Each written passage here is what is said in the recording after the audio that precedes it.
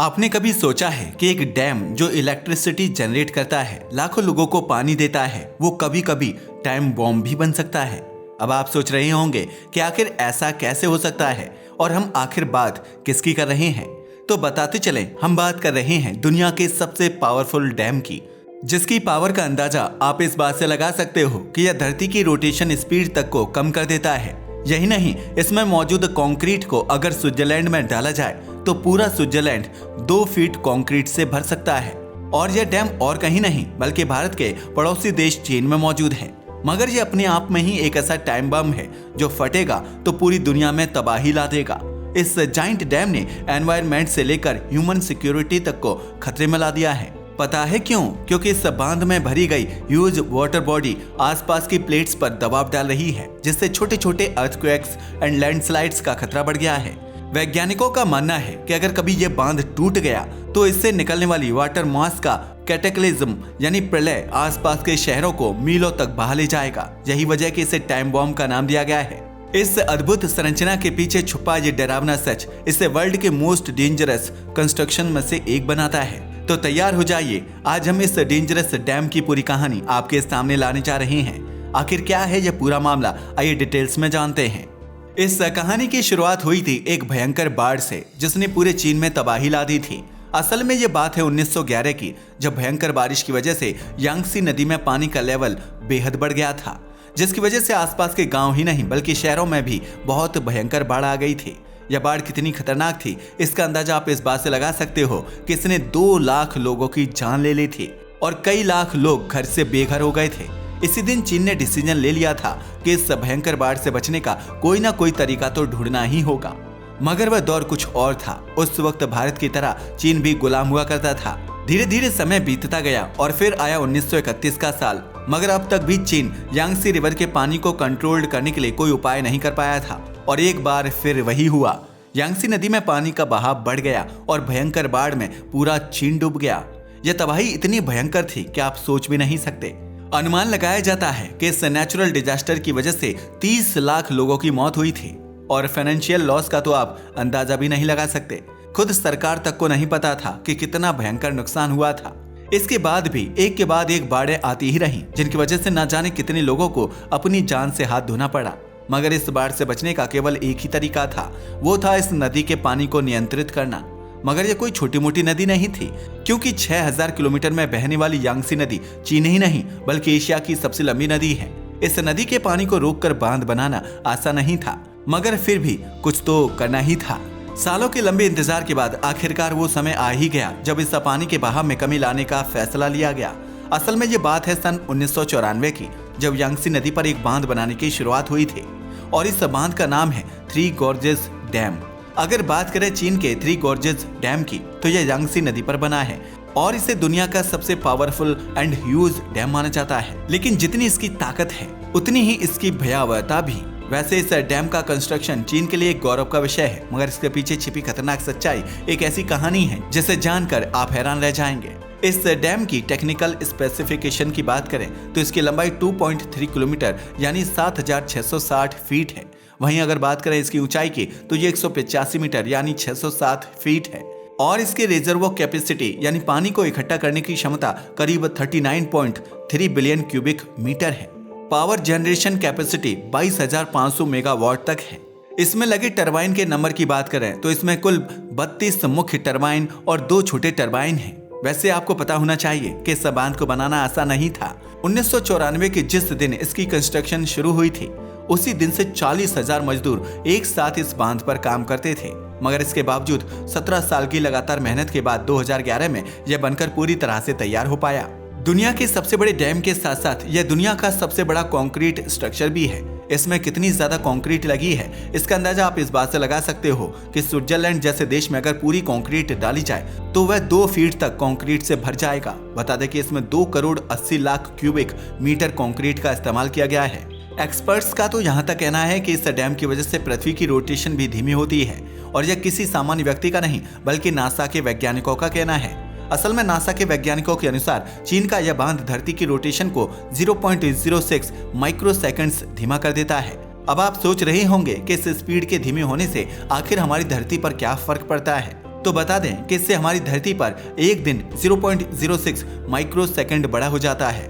हालांकि यह noticeable figure नहीं है, मगर इस बात में कोई ना कोई बात तो है जो पूरे प्लैनेट पर प्रभाव डालती है। क्योंकि धरती पर आज तक इंसानों ने बहुत सारा कंस्ट्रक्शन किया है, मगर यह इकलौती ऐसी चीज है जो धरती की रोटेशन तक को अफेक्ट कर रही है। अब आप सोच रहे होंगे कि इतना बड़ा स्ट्रक्चर बनाने में तो काफी खर्चा आया होगा। जी हाँ, आपने सही सोचा। आप जानकर हैरान रह जाओगे कि चीन की सरकार ने थ्री गॉर्जेस डैम को बनाने में $32 मिलियन का खर्च किया था। और आप जानकर हैरान रह जाएंगे कि 100 से भी ज्यादा ऐसे देश मौजूद हैं जिनकी कुल जीडीपी थ्री गॉर्जेस डैम से कम है। इसी वजह से यह दुनिया का सबसे महंगा कंस्ट्रक्शन बना हुआ है। वैसे हम आपको बता दें कि दुनिया का सबसे बड़ा डैम होने के साथ साथ यह दुनिया का सबसे बड़ा पावर प्लांट भी है। पता है क्यों? क्योंकि इसमें एक साथ 32 पावरफुल टरबाइन जनरेटर काम करते हैं। बता दें कि नदी के इस बांध के बॉटम में पानी को फ्लोट करने के लिए पानी हैवी ड्यूटी टरबाइन से होकर गुजरता है। पानी के प्रेशर से टरबाइन घूमते हैं और ये जनरेटर बिजली जनरेट करते हैं। बता दें कि इस डैम की वजह से डाउन स्ट्रीम फ्लड को नियंत्रित किया जा सकता है। साथ ही इसमें पैदा होने वाली बिजली 60 मिलियन कंज्यूमर्स की कंजम्पशन को पूरा करती है। ये एक ऐसा पावर प्लांट है जैसा दुनिया में कहीं नहीं है। अगर इसका कंपैरिजन दुनिया में मौजूद बाकी के पावर प्लांट के साथ किया जाए तो ऐसा कोई भी पावर प्लांट नहीं है। वैसे अगर इसके बाद सबसे बड़े निकटतम पावर प्लांट की बात की जाए तो ये साउथ अमेरिका के इटाइपू डैम में लोकेटेड है। मगर आप जानकर हैरान रह जाओगे कि उसकी आउटपुट कैपेसिटी भी चीन के थ्री गॉर्जेस डैम के आसपास नहीं पहुंचती। वैसे तो चीन दुनिया के मोस्ट पावरफुल स्ट्रक्चर बनाने में सबसे आगे है, और वहीं अगर पावर प्लांट्स की बात की जाए तो इसमें चीन सबसे आगे है, जिसका अंदाजा आप इस बात से लगा सकते हैं कि दुनिया के 20 सबसे शक्तिशाली पावर प्लांट्स में से 9 तो अकेले चीन में ही मौजूद हैं। चाहे फिर अमेरिका हो या जापान, कोई भी देश चीन के आसपास नजर नहीं आता। लेकिन ऐसा नहीं है कि इस तरह के बांध बनाना चीन के लिए आसान था, इसलिए तो 100 साल पहले बने इस प्लान को एग्जीक्यूट करने में इतना समय लग गया। मगर इसके पीछे केवल टेक्निकल इश्यूज ही जिम्मेदार नहीं थे, बल्कि Chinese civil war and political problems के कारण इसका प्रोजेक्ट लगातार डिले में चलता रहा। 1994 में आखिरकार इसका कंस्ट्रक्शन कार्य शुरू हो ही गया। मगर इसके बाद भी पॉलिटिकल प्रेशर के अलावा चीनी सरकार को पूरी दुनिया से भी क्रिटिसिज्म झेलनी पड़ी। पता है क्यों? ऐसा इसलिए क्योंकि इस डैम को बनाने के लिए 1 मिलियन से ज्यादा लोगों को उनके घरों से हटाना पड़ा था। वैसे यांगसी नदी के आसपास के निवासियों को वहां से हटाकर दूसरी जगह बसाना अपने आप में ही एक बड़ा कार्य था। असल में यांगसी रिवर के किनारे पर जितने भी कस्बे और शहर बसे हुए थे उन्हें वहां से हटाना बहुत जरूरी था। अगर इस नदी की बात की जाए तो 1994 से पहले यह नदी पहाड़ों के बीच से गुजरती थी।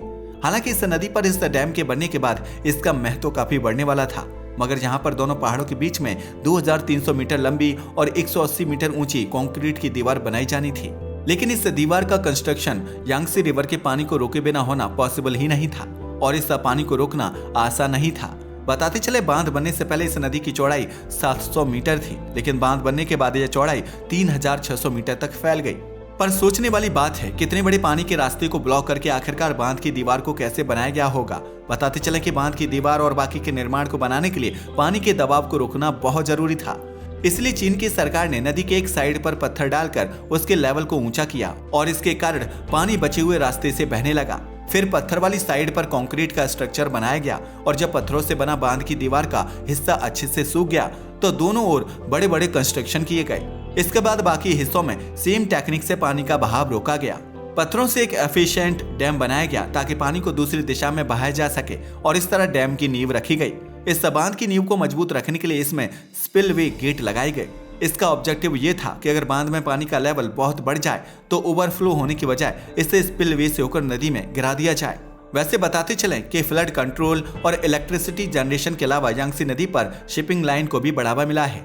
आपको जानकर हैरानी होगी कि इस बांध में दुनिया के सबसे बड़े शिप लॉक से लगाए गए हैं, और यह दुनिया का एकमात्र बांध है जिसमें शिप्स के लिए लिफ्ट भी लगाई गई है। जी हाँ, शिप्स के लिए लिफ्ट। यहाँ लगी लिफ्ट शिप्स को 100 मीटर ऊपर तक पहुंचा देती है। अब आप सोच रहे होंगे कि इसमें इतनी सुविधाएं हैं तो हम इसे टाइम बॉम्ब क्यों कह रहे हैं। असल में जहां यह बांध कई फायदे देता है, वहीं यह चीन के लिए एक टाइम बम जैसा भी है। इंटरनेशनल कम्युनिटी का मानना है कि यह बांध भले ही कितना ही सॉलिड क्यों ना हो, प्रकृति की ताकत के सामने टिक नहीं सकता। असल में ग्लोबल वार्मिंग और क्लाइमेट चेंज के कारण लगातार बारिशों का सिलसिला बढ़ता जा रहा है, जिससे इस बांध पर खतरा मंडरा रहा है। इसका मैक्सिमम वाटर लेवल 175 मीटर है, लेकिन बढ़ती बारिश के कारण वाटर लेवल 164 मीटर तक पहुंच चुका है, जिससे बांध के टूटने का खतरा बढ़ता जा रहा है। इसके अलावा एक और चिंता का कारण ये है कि इस बांध में पानी भरने की स्पीड 50,000 क्यूबिक मीटर प्रति सेकंड है, जबकि इसमें से पानी निकालने की स्पीड केवल 38,000 क्यूबिक मीटर प्रति सेकंड ही है। इसका मतलब है कि बांध का वाटर लेवल धीरे धीरे बढ़ता जा रहा है और इससे बांध को नुकसान होने का खतरा भी बढ़ रहा है। साइंटिस्ट इससे ज्यादा इसलिए भी डर रहे हैं क्योंकि यह पहली बार नहीं होगा जब कोई बांध टूट जाए।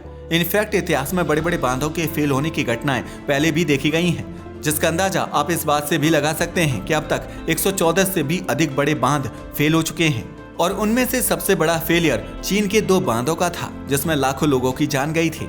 यह घटना 8 अगस्त 1975 की है, जब एक्सेसिव रेनफॉल के कारण बांध टूट गए थे।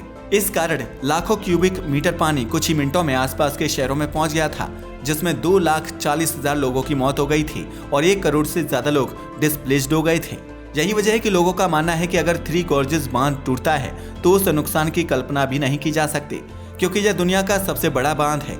अगर इसमें ऐसा कोई हादसा हुआ तो यह इतिहास का सबसे बड़ा हादसा साबित हो सकता है। हालांकि इस डैम ने चीन के लो लाइंग एरियाज में फ्लड कंट्रोल में बड़ी भूमिका निभाई है, क्योंकि डैम बनने से रिजर्वोयर में लार्ज स्केल पर वाटर स्टोरेज करके इसे कंट्रोल्ड तरीके से नदी में छोड़ा जा सकता है, जिससे पॉसिबिलिटी ऑफ फ्लडिंग कम हो जाती है।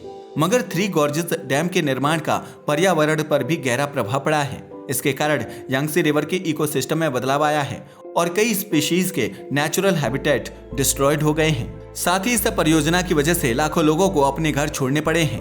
असल में थ्री गॉर्जेस डैम एक ह्यूज एंड इम्पोर्टेंट प्रोजेक्ट है, जिसने चीन में energy production and flood control में इम्पोर्टेंट रोल प्ले किया है। हालांकि इसके साथ ही इसके एनवायरमेंटल एंड सोशल इम्पैक्ट्स पर भी इन डेप्थ डिस्कशन की जरूरत है, क्योंकि थ्री गॉर्जेस डैम के कंस्ट्रक्शन को लेकर कई कंट्रोवर्सीज एंड क्रिटिसिज्म भी हुई।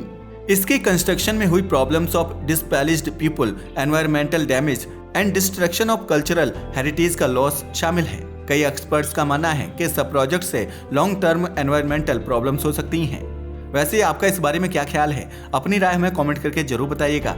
साथ ही आपको हमारी वीडियो पसंद आई हो तो इसे लाइक और हमारे चैनल को सब्सक्राइब करना ना भूलें। धन्यवाद।